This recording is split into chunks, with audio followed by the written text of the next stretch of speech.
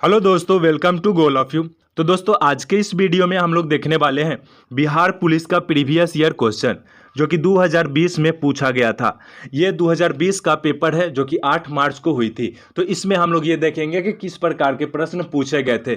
इससे क्या होगा कि आगे जो हमारा एग्जाम होने वाला है बिहार पुलिस का नया वैकेंसी जो आई है 2023 में, तो इससे पता चलेगा कि किस प्रकार के प्रश्न पूछे जाते हैं। क्योंकि अभी तक जो है CSBC के द्वारा किसी प्रकार की कोई नोटिफिकेशन सिलेबस के बारे में नहीं दिया गया है, जिससे कि पता चले कि इस बार सिलेबस चेंज होगा या फिर वही रहेगा।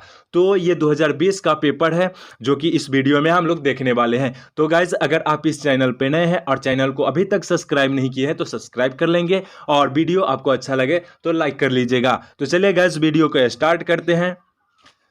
तो दोस्तों, यहाँ पे सबसे पहले यहाँ क्वेश्चन देख सकते हैं। जो पहला नंबर क्वेश्चन है जो पूछा गया था 2020 में कि श्वेत प्रकाश की एक किरण, यहाँ पे आप देख सकते हैं श्वेत प्रकाश की एक किरण जो है कांच के प्रिज्म पर आपतित होती है, और वह प्रकाश बण जो कांच के प्रिज्म से होकर गुजरने पर अधिकतम विचलित होती है। तो सबसे पहले यहाँ पे हम ये बात करेंगे दोस्तों कि विचलित मतलब क्या होता है। तो सबसे ज़्यादा फैलना, मतलब कि इसमें कौन सी कलर है जो सबसे ज़्यादा क्या होता है, फैल जाता है। तो श्वेत प्रकाश जो है दोस्तों, ये एक प्रिज्म से होकर गुजरता है श्वेत प्रकाश। तो ये 7 रंगों में विभाजित होती है, मतलब कि 7 रंग में इस प्रकार से विभक्त होती है।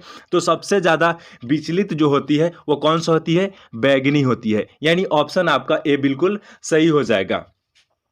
अगला क्वेश्चन है दोस्तों, स्टेनलेस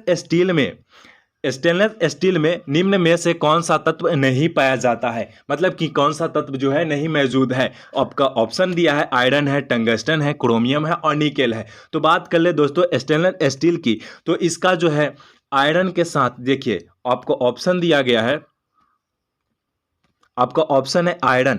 आयरन इसमें एक होता है कार्बन, ठीक है, आयरन और कार्बन, आयरन और कार्बन। जब आयरन और कार्बन के साथ आप क्रोमियम को मिलाएंगे, ठीक है, या फिर निकेल को मिलाएंगे, तब जाकर जो है ये स्टेनलेस स्टील का निर्माण होता है। तो यहाँ पे ऑप्शन में आयरन आ गया, क्रोमियम आ गया और उसके बाद निकेल आ गया। तो हमारा ऑप्शन बच कौन रहा है, टंगस्टन, जो कि बिल्कुल सही हो जाएगा। ऑप्शन नंबर बी जो है हमारा बिल्कुल सही हो जाएगा, टंगस्टन, ठीक है, जो कि स्टेनलेस स्टील में नहीं होता है। अगला क्वेश्चन की बात कर ले दोस्तों, इंग्लिश का है। तो दोस्तों इसमें हम लोग इंग्लिश और मैथ नहीं देखने वाले, हालांकि ये ट्रांसलेट है तो ये बता सकते हैं, ठीक है। तो Mahatma Gandhi adopt the path on the non violence, मतलब कि यहाँ कह रहा है कि ये जो है महात्मा गांधी जो है अहिंसा के पथ को क्या किए थे, अपनाए थे। तो ऑप्शन आपका सी बिल्कुल सही हो जाएगा। अगला क्वेश्चन की बात कर ले तो 4 नंबर क्वेश्चन है, भारत में वन्य जीव संरक्षण अधिनियम किस वर्ष लागू की गई थी। भारत में जो है वन्य जीव संरक्षण अधिनियम जो आया था वह किस वर्ष लागू की गई थी। तो ऐसे प्रश्न 3-4 प्रकार के पूछे जाते हैं, जैसे कि आप अभी जो है यह वन्य जीव है, एक पूछेगा वन संरक्षण, एक पूछेगा राष्ट्रीय वन नीति, एक पूछेगा राष्ट्रीय मतलब कि वन नीति पूछेगा। दूसरा यहाँ पे आप पूछ सकते हैं पर्यावरण संरक्षण अधिनियम कब आया था।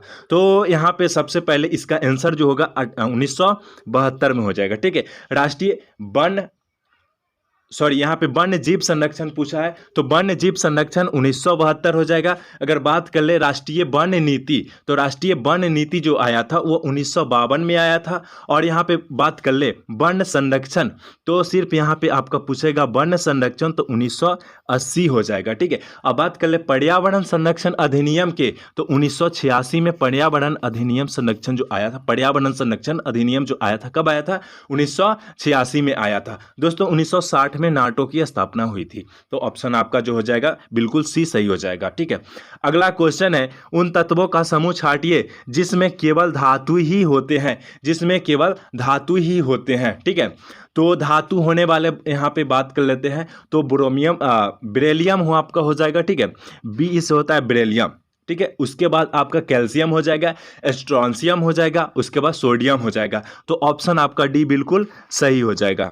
अगले क्वेश्चन की बात कर ले 6 नंबर क्वेश्चन है, भार का एसआई मात्रक क्या है। भार का एसआई मात्रक क्या है दोस्तों, भार का एसआई मात्रक क्या होता है, न्यूटन होता है। तो ऑप्शन आपका सी बिल्कुल सही हो जाएगा।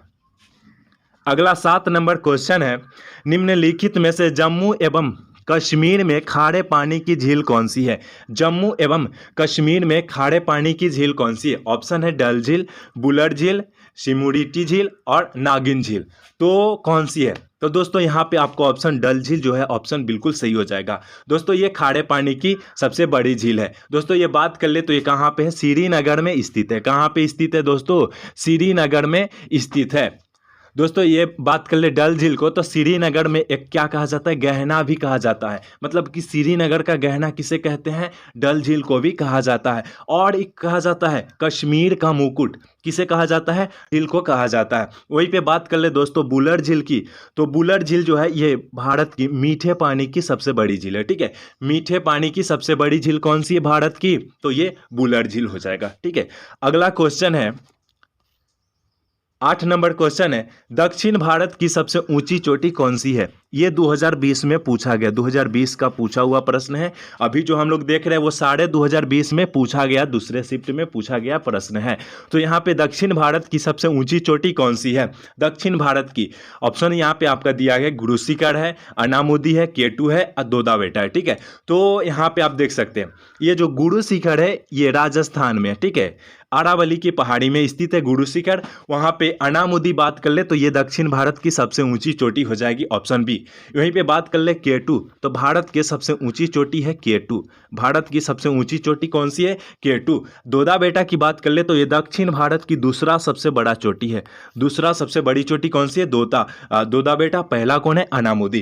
ठीक है, यहाँ पे सबका हाइट की बात कर ले दोस्तों, सबकी हाइट की बात कर ले तो अनामुदी का जो हाइट है वो 2695 अनामुदी की हाइट है। वहीं पे बात कर ले दोस्तों केटू की तो 8611। ठीक है, 8611 मीटर इसकी हाइट है। वहीं पे बात कर ले दोस्तों गुरु शिखर की, माउंट आबू पर जो स्थित है, माउंट आबू यहाँ जो है आपका गुरु शिखर है, इसकी बात कर ले तो ये 1722 मीटर इसकी हाइट है। ठीक है, 1722 मीटर इसकी हाइट है। तो दोस्तों अगला क्वेश्चन है 9 नंबर क्वेश्चन है कि निम्नलिखित में से कौन से वृक्ष में अपस्थानिक मूल पाई जाती है? मूल मतलब क्या होता है? जड़। ठीक है, अपस्थानिक मतलब क्या होता है? तो वैसा पौधा कौन सा है जिसमें से कहीं से भी क्या होता है? जड़ें निकल आना, कहीं से भी जड़ें निकल आना। आपका ऑप्शन है आम का वृक्ष, नीम का वृक्ष, चिनार का वृक्ष और बरगद का वृक्ष।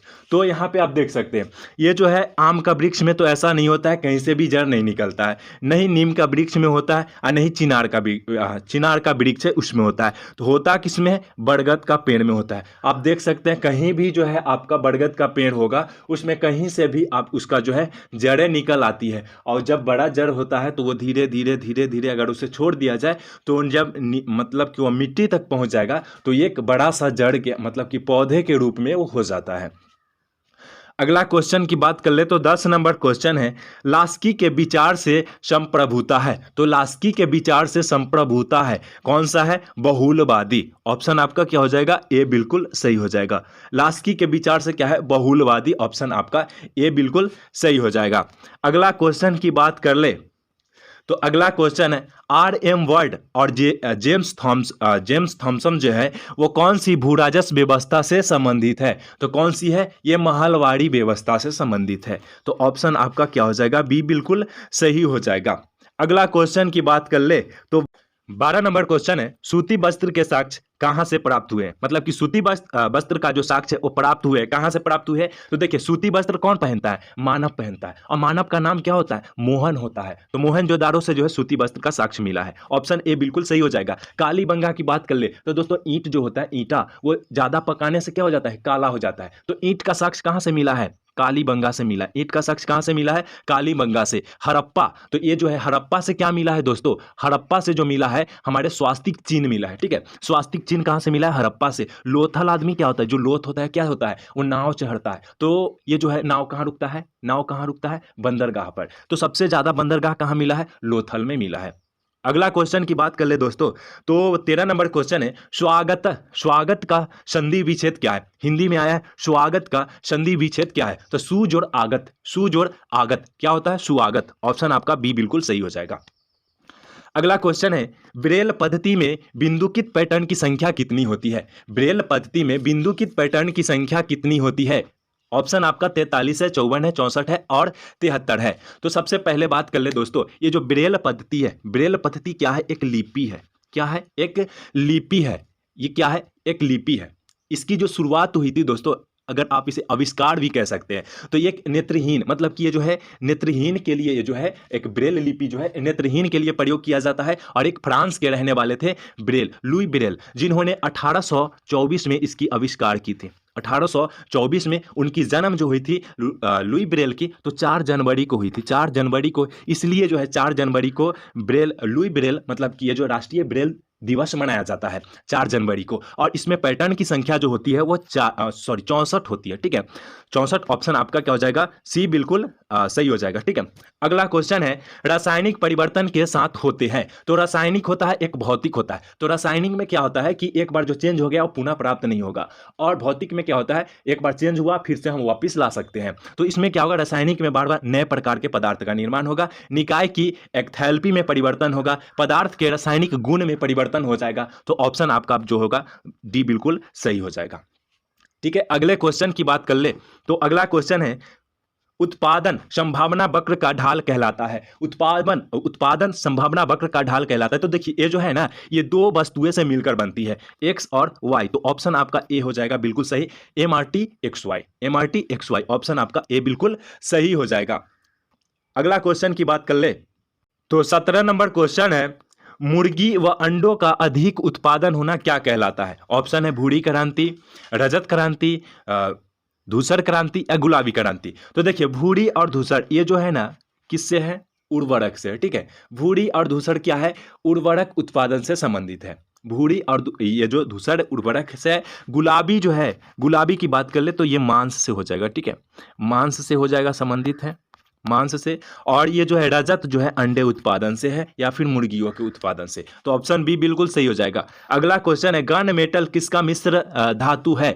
बात कर ले दोस्तों गन मेटल, तो इससे जो बनता है, गन मेटल से क्या क्या बन सकता है? गन मेटल से बंदूक बनता है।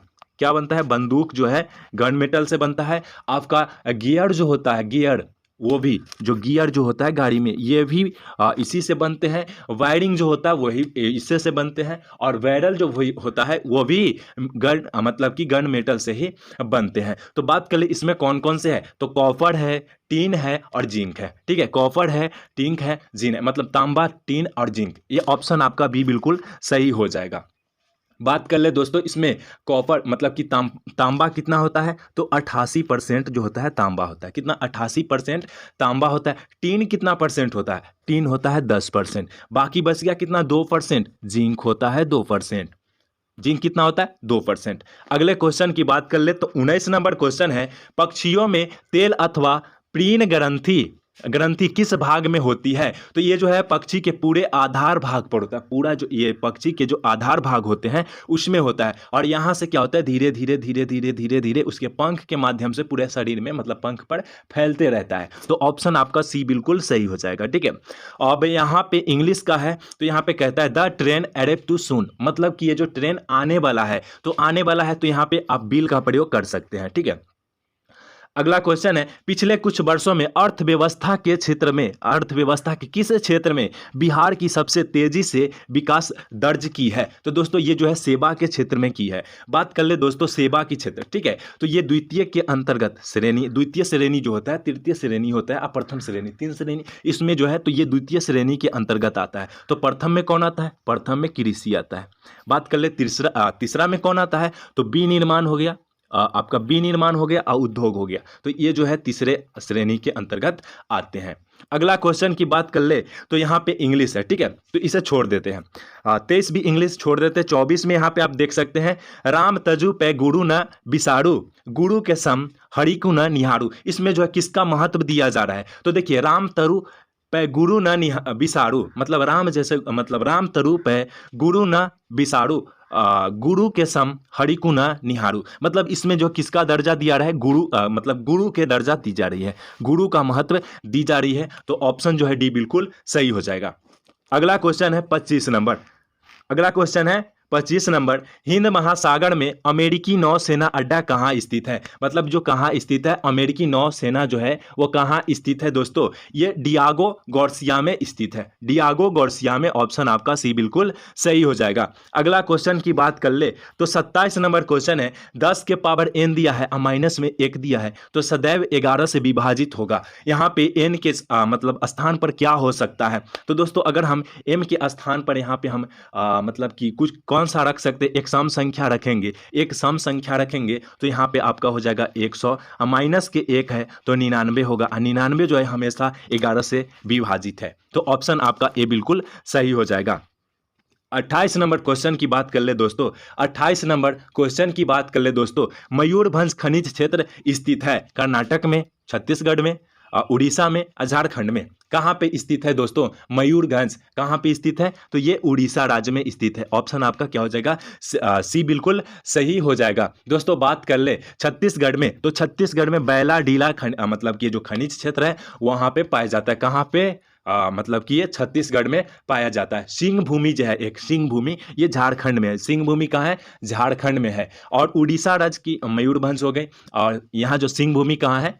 आपका ये जो है झारखंड में है। ठीक है, अगले क्वेश्चन की बात कर ले तो 29 नंबर क्वेश्चन है, वह पादप है जिसमें बीज फलों के भीतर होते हैं।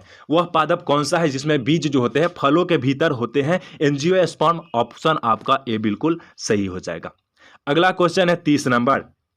30 नंबर क्वेश्चन है, जब कोई वस्तु मुक्त रूप से पृथ्वी की ओर गिरती है तो उसकी कुल ऊर्जा जो होती है क्या होती है?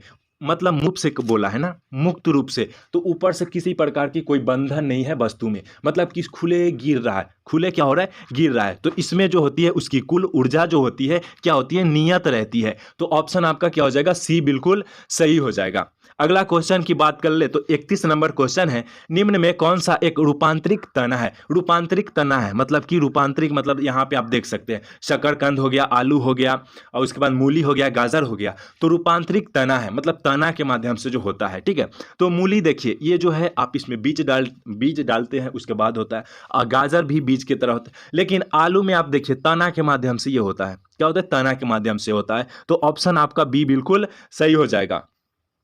32 नंबर क्वेश्चन है कि इस विषय पर एक भी पुस्तक अच्छी नहीं है, इसमें अशुद्धियां कौन सी है? इस विषय पर एक भी पुस्तक क्या है? अच्छी नहीं है, इसमें अशुद्धियां पूछ रहा है, कौन सा हो जाएगा? तो इसमें अशुद्धियां जो है वो कारक संबंधित है। कारक संबंधित ऑप्शन आपका क्या हो जाएगा? डी बिल्कुल सही हो जाएगा। अगला क्वेश्चन है, देखिए 7 नारियलों का मूल्य, क्रयमूल्य जो दिया है 6 नारियलों के विक्रयमूल्य के बराबर है। तो इस प्रकार के क्वेश्चन आप बड़े आसानी से बना सकते हैं। देखिए यहाँ पे 7 दिया है और क्रयमूल्य दिया है, मतलब कि सीपी दिया है, सीपी दिया है। अब उसके बाद क्या बोला? बराबर। 6 दिया है और इसको एसपी दिया है, एसपी दिया है।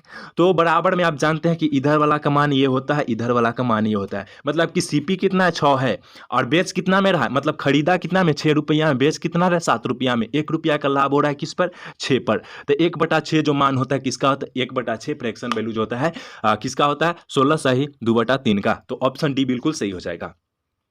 अगला क्वेश्चन की बात कर ले तो 35 नंबर क्वेश्चन है, चीन ने भारत के एलपीजी सुधार के समान अपने संरचनात्मक सुधार कब से शुरू किया था? तो ये जो है 1978 से शुरू किए थे। कब से? 1978 से। ऑप्शन आपका ए बिल्कुल सही हो जाएगा। अगला क्वेश्चन की बात कर ले तो 37 नंबर क्वेश्चन है, किसी बात को अत्यधिक बढ़ाकर कहना वाक्यांश के लिए सही शब्द क्या होगा? मतलब कि कुछ छोटी सी बात है उसको क्या कहता है? बहुत ज्यादा बढ़ा के कहता है। तो क्या होता है? अतिशयोक्ति होता है। मतलब कि क्या? छोटा सा बात को बड़ा कर देना, तो अतिशयोक्ति। मतलब कि ऑप्शन बी बिल्कुल सही हो जाएगा। अगले क्वेश्चन की बात कर ले दोस्तों तो 38 नंबर क्वेश्चन है, यह कथन किसका है? प्राकृतिक अवस्था में जीवन एकांकी मतलब कि दरिद्र, अपवित्र, संभव्य और क्षणिक होता है। तो ये हॉब्स ने बताए थे। कौन? हॉब्स। ऑप्शन आपका ए बिल्कुल सही हो जाएगा।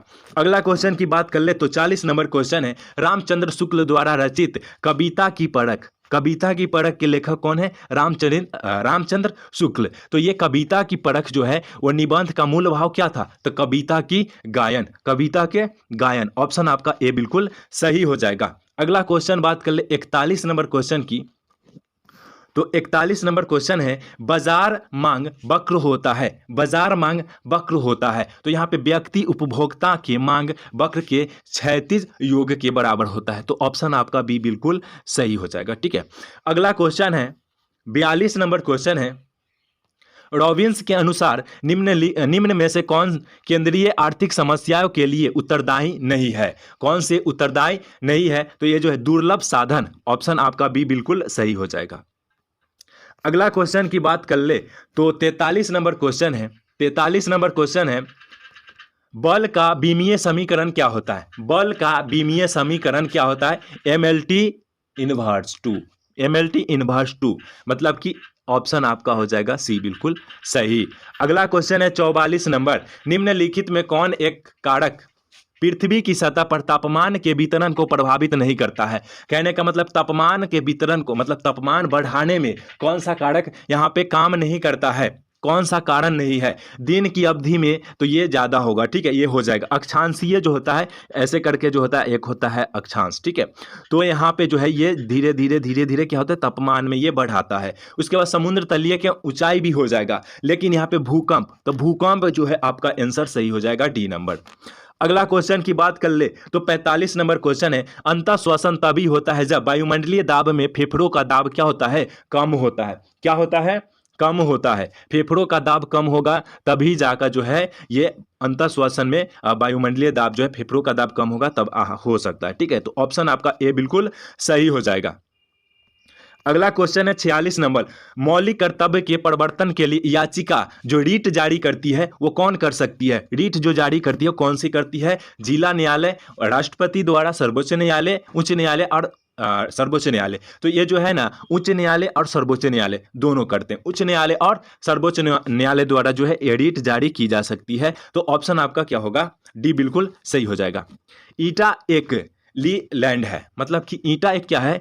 ईटा जो है एक ली लैंड है। तो कौन सा ली लैंड है भाई? ईटा जो है एक ली लैंड है, तो हेक्सा डेंटेट का। ठीक है, हेक्सा डेंटेट का, तो ऑप्शन आपका क्या हो जाएगा? डी बिल्कुल सही हो जाएगा।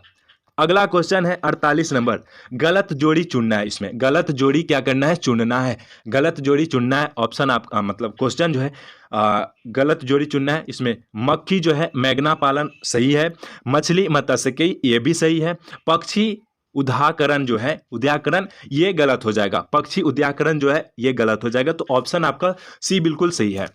अगला क्वेश्चन बात कर ले तो 49 नंबर क्वेश्चन है, राजकोषीय घाटे को कैसे परिभाषित किया जा सकता है? राजकोषीय घाटे को कैसे परिभाषित किया जा सकता है? तो इसको जो है राजकोषीय घाटों को मतलब कैसे कर सकते हैं? कुल व्यय मतलब कि राजस्व प्राप्ति प्लस में गैर ऋण की पूंजीगत प्राप्ति से कर सकते हैं। तो ऑप्शन आपका सी बिल्कुल सही हो जाएगा। ठीक है, 50 नंबर क्वेश्चन है, 50 नंबर क्वेश्चन है, सरल आवृत्ति गति करते हुए किसी कण की स्थिति ऊर्जा को अधिकतम होती है तब, मतलब जब वह विस्थापन होता है। तो ये कब हो सकता है? तो ये जो है यहाँ पे आपका ऑप्शन दिया है ए बिल्कुल, ऑप्शन नंबर बी बिल्कुल सही हो जाएगा। ठीक है, अगला क्वेश्चन है, अगला क्वेश्चन है, पाइप ए एक खाली टंकी को 8 घंटे में भरता है। पाइप ए जो है 8 घंटे में भरता है और पाइप बी भरे हुए टंकी को 12 घंटे में क्या करता है? खाली करता है। तब कहता है कि यदि दोनों पाइप को एक साथ खोल दिया जाए तब जाके कितने समय में भरेगा? तो देखिए ऐसे रहेगा क्वेश्चन, तो ये दोनों का एलसीएम लेना है जो कि कितना हो जाएगा? 24 हो जाएगा। ये है क्या करता है? भरता है। ये क्या करता है? खाली करता है। तो ये एक दिन में 3 मतलब 1 घंटा में 3 काम करता है, तब जाके ये जो है 8 घंटे में भरता है। और ये जो है 1 घंटा में 2 काम करता है, तब जाके ये जो है 12 मतलब कि 12 घंटे में खाली करता है। तो टोटल दोनों चालू हो रहा है, तो ये 3 भर रहा है और ये 2 खाली कर दे रहा है। तो एक घंटा में कितना भरा? 1 भरा। तो टोटल 24 का मतलब कि 24 भरना है, तो 24 घंटा लग जाएगा, क्योंकि 3 भर रहा है ये और खाली कर दे रहा है 2। तो टोटल जो है 1 घंटा में 1 भरा, तो 24 कितना भरा, कितने घंटे में भराएगा? तो 24 घंटा में। तो दोस्तों यहाँ तक रहने देते हैं और अगले वीडियो में हम लोग पार्ट 2 करके देखेंगे, ताकि वीडियो छोटा छोटा रहे और देखने में भी मजा आ जाए। तो दोस्तों वीडियो आपको अच्छा लगे तो लाइक कर दीजिएगा और चैनल को अभी तक सब्सक्राइब नहीं किया तो सब्सक्राइब कर दीजिएगा। जय हिंद।